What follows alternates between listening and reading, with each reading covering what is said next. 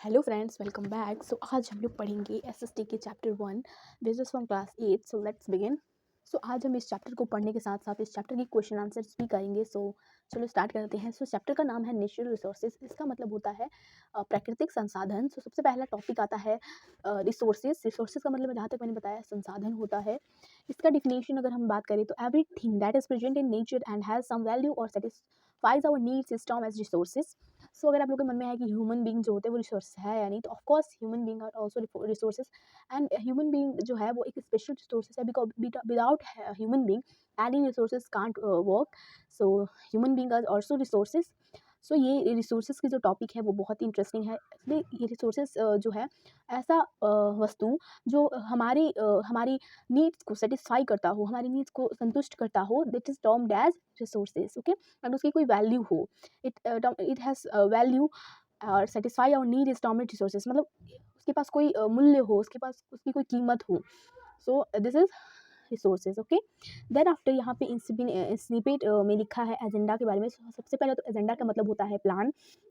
And Agenda 21 is declaration signed by world leaders in 1992 at the United Nations Conference on Environment and Development, which took place at Rio de Janeiro, Brazil. It aims to achieving global sustainable development. Agenda मतलब plan. ये plan 21 के हिसाब से हमारी environment की development के लिए Brazil में जो है एक कॉन्फ्रेंस रखा गया था, जिसका एम था अचीव करना ग्लोबल सस्टेनेबल डेवलपमेंट के लिए। उसके बाद हम लोग पढ़ेंगे types of resources. Basically resources के बहुत सारे टाइप्स होते हैं, बट इनको बेसिकली दो टाइप्स में बांटा गया है, which is natural and human resources. Okay, सबसे पहले आता है natural resources. Resources that occur in nature. वो रिसोर्सेज होते हैं जो नेचर में ऑक्योर होते हैं, मतलब जो नेचर हमें प्रोवाइड कराता है, and are used without many changes are termed as natural resources. And उसमें चेंजेस आते रहते हैं, वो एक स्पेसिफिक पर्टिकुलर वे में वर्क नहीं करते, उनके चेंजेस आते रहते हैं। That are air, water, minerals, soil, land etcetera and all natural resources which we use. Okay, but ये हम लोग यूज़ करते हैं, बट ये हमें नेचर प्रोवाइड कराता है। Okay, this is basically natural resources, and let's learn about more about it. But there are some other natural resources for which we require technology in the form of knowledge, skills and tools. For example, to grow crops we have to plow the land, so the seeds provide water, and after reaping the crop will be harvested, then only we will get food. These are some about this human resource, natural resources. Then natural resources को भी बहुत सारी parts में divide किया गया है। First जिस basis पे नेचुरल रिसोर्सेज को डिवाइड किया गया है वो है लेवल ऑफ डेवलपमेंट। मतलब किस लेवल पे इसकी डेवलपमेंट हो रही है, विकास हो रहा है। इसे हम लोग बोलते हैं level of development is a concept with varying definition and implements. On the basis of their development and use, resources can be classified into actual resources and potential resources. Okay, actual resources क्या होता है? When the qualities of natural resources are known to us, it is called natural actual resources. मतलब अगर कोई resources की quality, natural resources की quality हमें पता हो, तो that is termed as actual resources. For obtaining this resources we depend on the economic viability and the ability of technology. These resources are being used alluvial soil of northern plains, petroleum in West Asia, and mineral wealth in Africa are all actual resources. Then second one is potential resources. These are resources of which the entire country may not be known.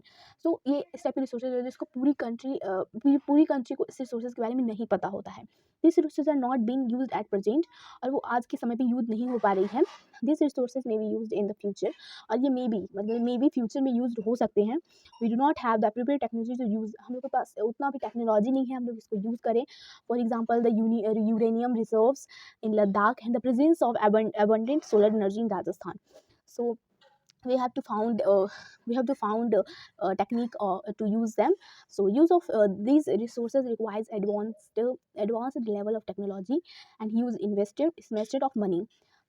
इन सबको use करने के लिए हम लोगों को बहुत advance level की technology चाहिए एंड बहुत सारा इन्वेस्टमेंट चाहिए मनी में। This are potential resources. Therefore, these could only be used in the future once our technology has further developed. ये सारी रिसोर्सेज को हम लोग फ्यूचर में यूज़ कर सकते हैं जब हमारा जो टेक्नोलॉजी है वो डेवलप्ड हो जाए। इसके लिए हमें इस पर वर्क करना पड़ेगा, हमारे टेक्नोलॉजी पे। Then second one is origin, मूल के आधार पर, ठीक है।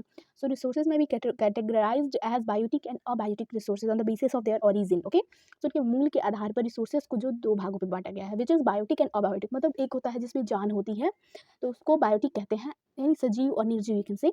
सो biotic and abiotic, biotic resources are those resources which can contain, so मैंने जहाँ तक कहा कि जिसमें जान होती है वो होते हैं बायोटिक, एंड अबायोटिक जिसमें जान नहीं होती है, obviously non living things, and deserve living things. बस आपको बायोटिक को लिविंग थिंग्स याद रखना, अबायोटिक को नॉन लिविंग थिंग्स।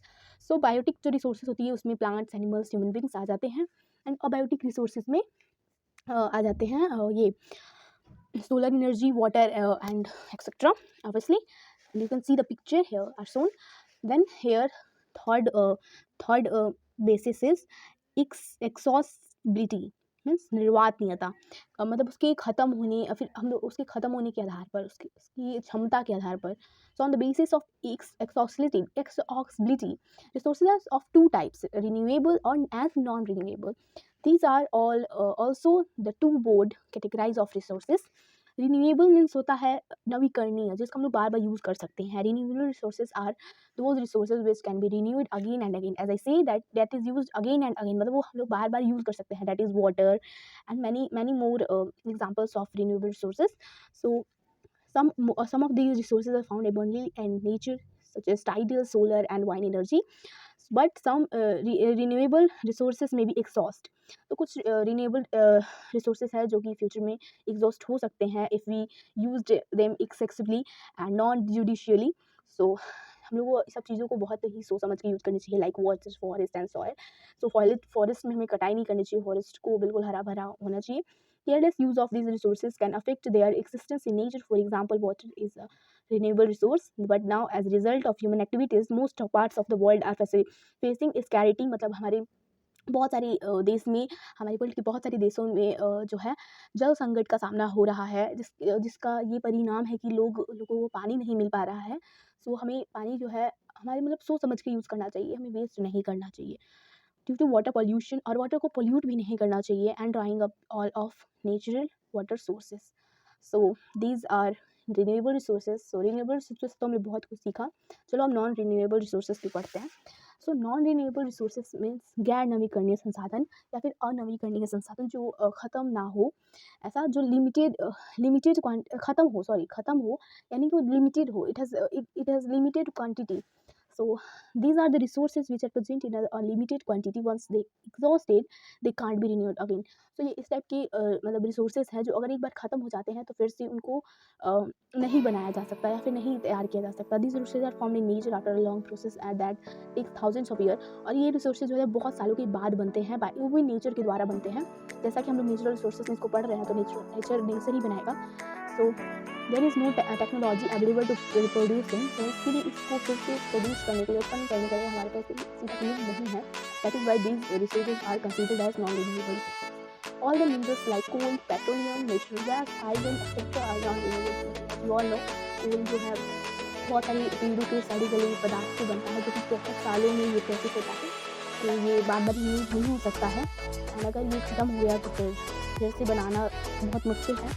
तो देन जो फोर्थ बेसिस पे हमारा नेचुरल रिसोर्सेज को बांटा गया है वो है डिस्ट्रीब्यूशन, वितरण के आधार पर, वितरक के आधार पर। Minerals are distributed unevenly on the earth.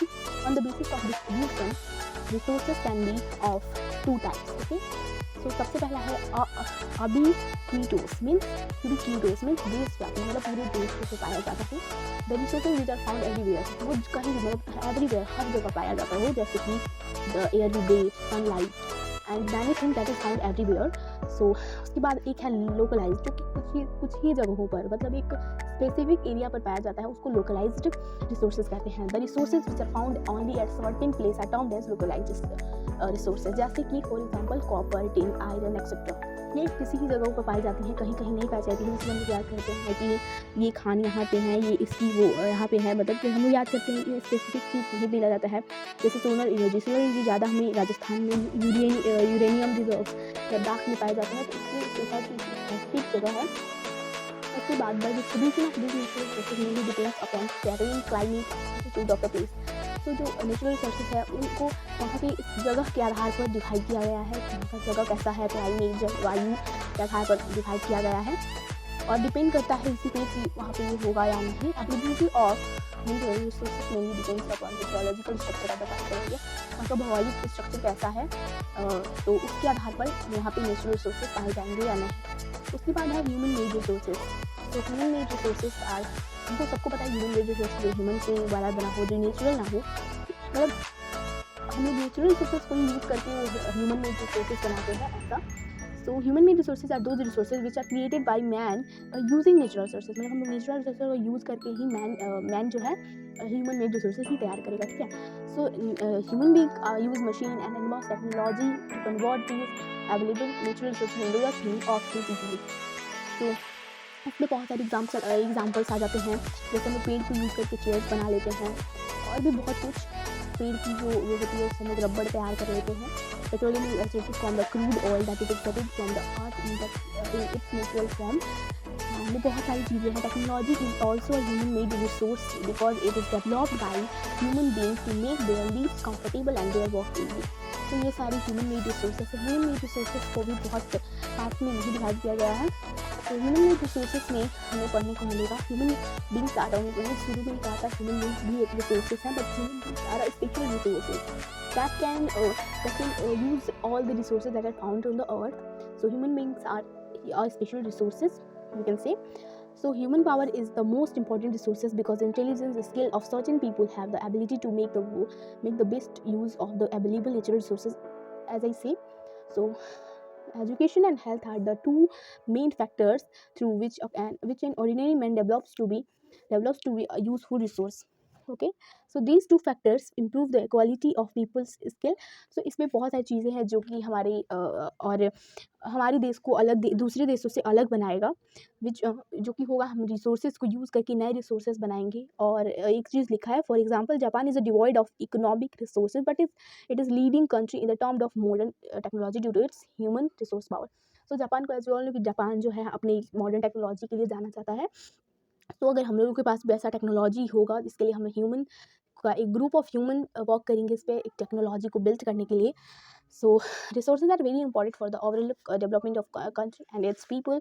Without resources no country can develop. So यहाँ पे लिखा है, और इट इज़ वेरी इंपॉर्टेंट कि बिना रिसोर्स के हमारी कंट्री डेवलप नहीं हो सकती है।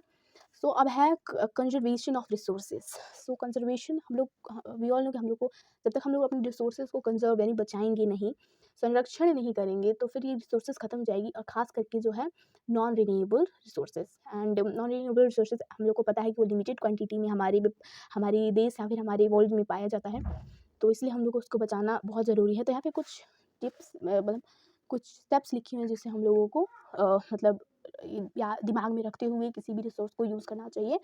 सो फर्स्ट है सस्टेनेबल यूज़ ऑफ रिसोर्सेज। मतलब सतत हमें एक लिमिटेड क्वांटिटी में उसका यूज़ करना चाहिए। अगर हम लोग वाटर का यूज़ कर रहे हैं तो एक पूरी मतलब एक क्वांटिटी में कि हमें इतना ही यूज़ करना है, हमें वेस्ट नहीं करना है।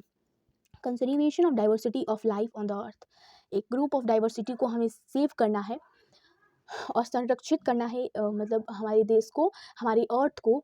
और minimizing the damage to natural ecosystem, हमारे जो इकोसिस्टम है उसको बरकरार रखना है, उसको डैमेज नहीं होने देना है। And motivating people. And last topic is कि हमें हमारे देश के पीपल को या फिर हमारे वर्ल्ड के पीपल को मोटिवेट करना है कि हमें ये करना चाहिए या फिर ये नहीं करनी चाहिए।